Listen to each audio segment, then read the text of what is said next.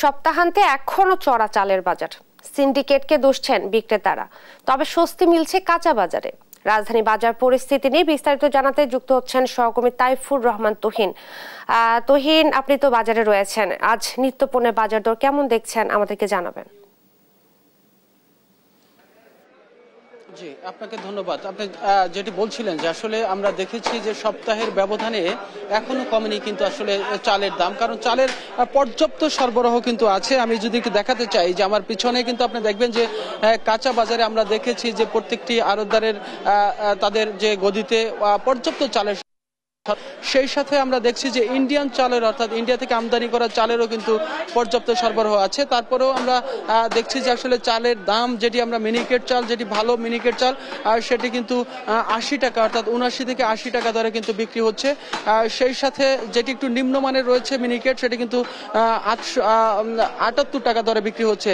একই সাথে আমরা মোটা চাল, যেটি আটাশ চাল বলা হয়, সেটি কিন্তু আমরা দেখছি যে আটাশ চাল কিন্তু 58 থেকে 60 টাকা দরে বিক্রি হচ্ছে। আমরা একটু একজন বিক্রেতার সাথে একটু কথা বলতে চাই যে আসলে একটু আমরা জানতে চাই যে আসলে চালের তো পর্যাপ্ত সরবরাহ আমরা দেখছি, কিন্তু তারপরও চালের দরে কমছে না কেন, কারণ কি?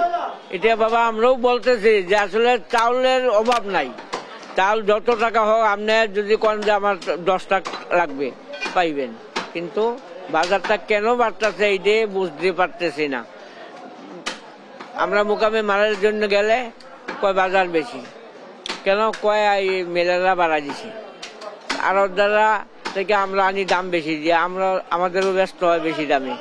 এই অবস্থা, মানে কেন বাড়তেছে আমরা নিজেরাই বুঝতে পারতেছি না, বোকা সাজা বসে আছি। জি, আপনাকে ধন্যবাদ। যেটি শুনছিলেন আসলে চালের পর্যাপ্ত সরবরাহ আছে, কিন্তু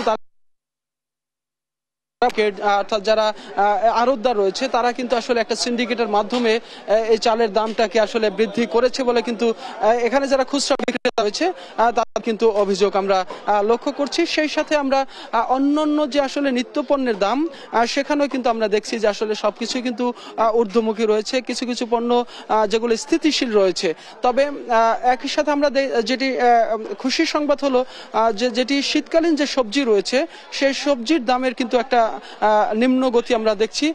প্রত্যেকটি সবজি কিন্তু আসলে 50 টাকার নিচে আমরা বিক্রি হতে দেখেছি। তবে সাধারণ যারা ক্রেতা রয়েছে তারা কিন্তু বলছেন যে আসলে বাজার মনিটরিং এর উপরে গুরুত্ব দিতে হবে এই অন্তর্বর্তীকালীন সরকারকে।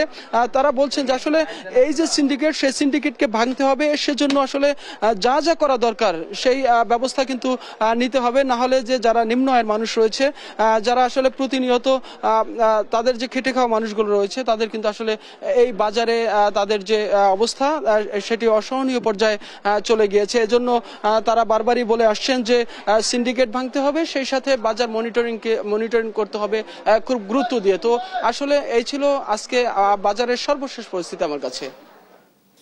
ধন্যবাদ আপনাকে।